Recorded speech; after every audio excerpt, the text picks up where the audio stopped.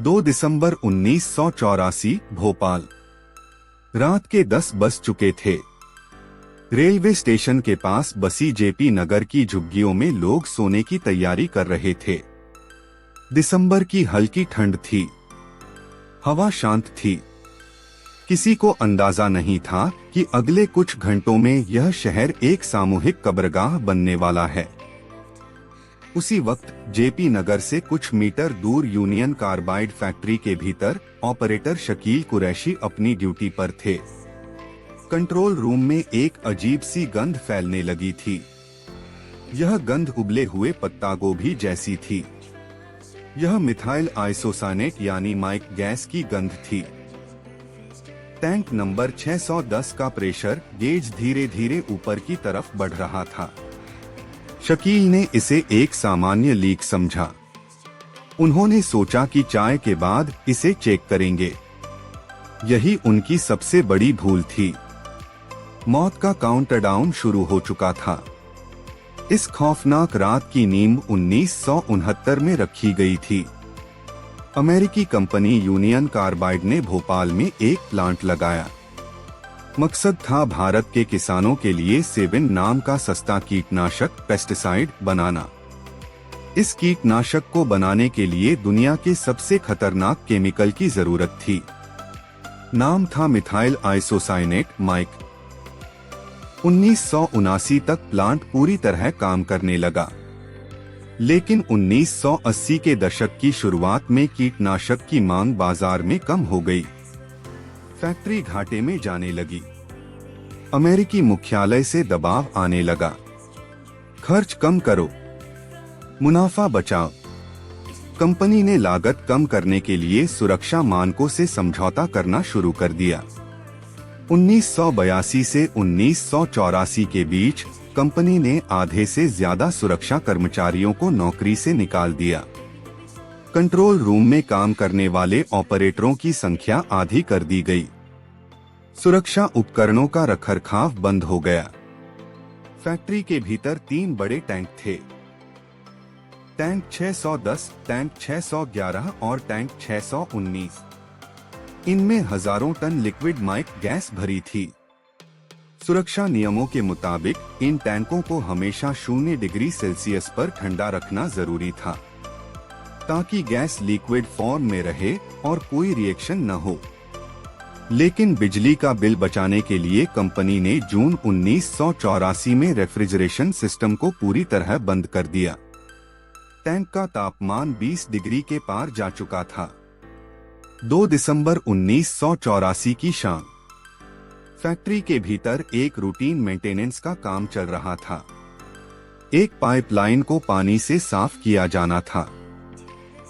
नियम कहता है कि जब भी पाइप धोया जाए तो बीच में एक धातु की प्लेट स्लिप ब्लाइंड लगाई जाए, ताकि पानी लीक होकर माइक टैंक में न जा सके। सुपरवाइजर ने वर्कर को पाइप साफ करने का आदेश दिया, लेकिन वहां कोई स्लिप ब्लाइंड नहीं लगाया गया। वाल्व के भरोसे पानी छोड़ दिया गया। वह वाल्व अंदर से सड़ चुका था। पानी पाइप से होता हुआ सीधे टैंक नंबर 610 की तरफ बढ़ने लगा।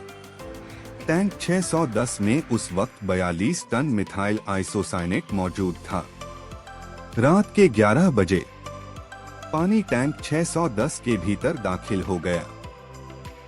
पानी और लिक्विड माइक के बीच एक भयंकर केमिकल रिएक्शन शुरू हुआ। इसे एक्सोथर्मिक रिएक्शन कहते हैं। इस रिएक्शन से भारी मात्रा में गर्मी और कार्बन डाइऑक्साइड पैदा होने लगी।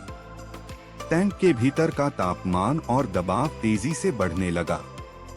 रात के 11:45 बजे कंट्रोल रूम के ऑपरेटरों ने देखा कि टैंक 610 का प्रेशर अचानक दोगुना हो गया है।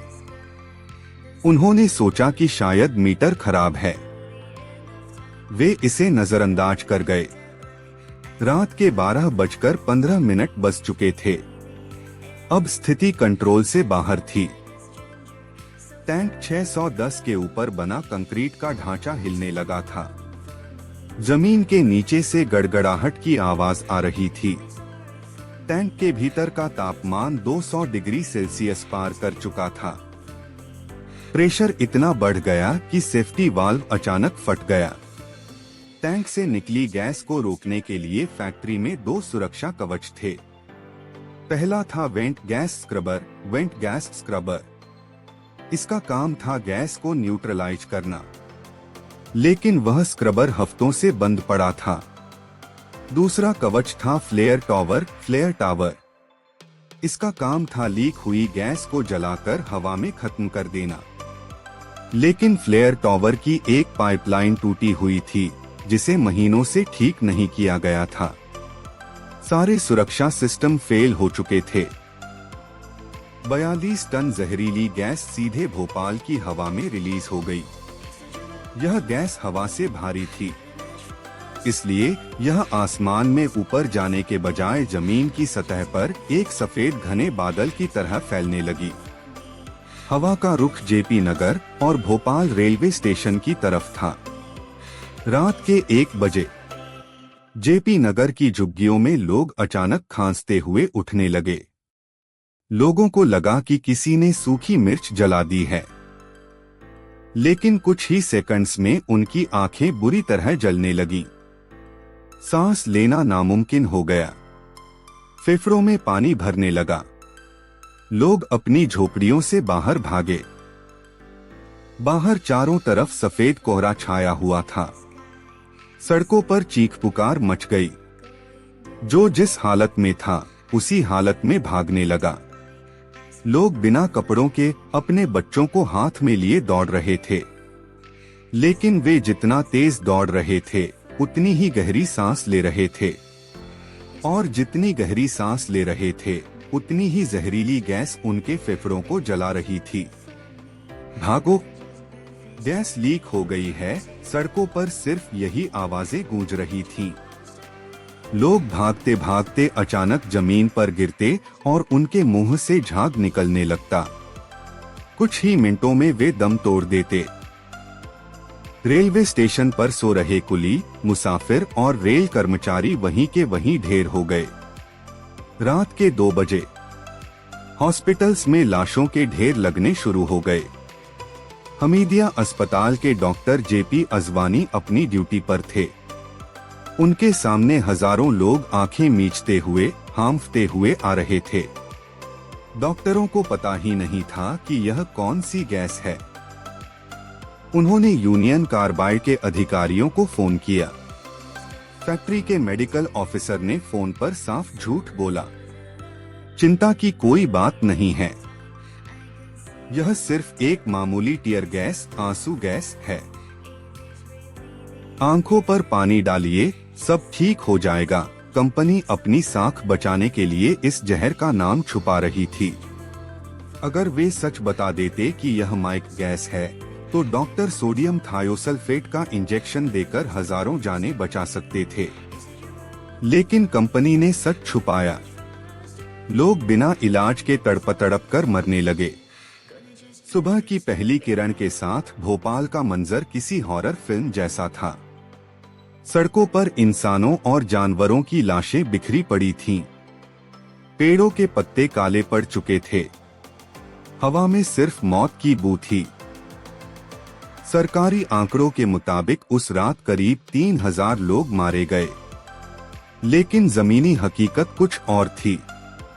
स्वतंत्र संस्थाओं के अनुसार पहले 3 दिनों में ही 8000 से ज्यादा लोग मारे गए थे।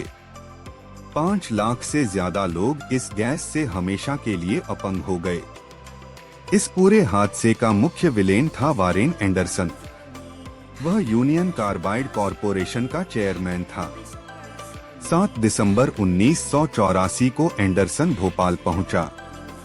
उसे पुलिस ने गिरफ्तार कर लिया, लेकिन गिरफ्तारी के महज 3 घंटे बाद उसे सरकारी गेस्ट हाउस में जमानत दे दी गई। एक फोन कॉल आया। दिल्ली से दबाव था। एंडरसन को तुरंत सरकारी विमान से दिल्ली भेजा गया और वहां से वह अमेरिका फरार हो गया। वह कभी वापस भारत की अदालत में पेश नहीं हुआ। 1989 में सुप्रीम कोर्ट के बाहर एक सेटलमेंट हुआ। यूनियन कार्बाइड ने भारत सरकार को $470 मिलियन का मुआवजा दिया। हर पीड़ित के हिस्से में महज कुछ हजार रुपए आए। एक जान की कीमत कुछ टुकड़ों में लगा दी गई। आज इस हादसे को कई दशक बीत चुके हैं। यूनियन कार्बाइड की वह फैक्ट्री आज भी भोपाल के बीचों बीच एक खंडहर की तरह खड़ी है। फैक्ट्री के भीतर आज भी टन के हिसाब से जहरीला कचरा जमीन के नीचे दबा हुआ है। वह केमिकल धीरे धीरे रिसकर भोपाल के ग्राउंड वाटर, जमीन के पानी में मिल रहा है।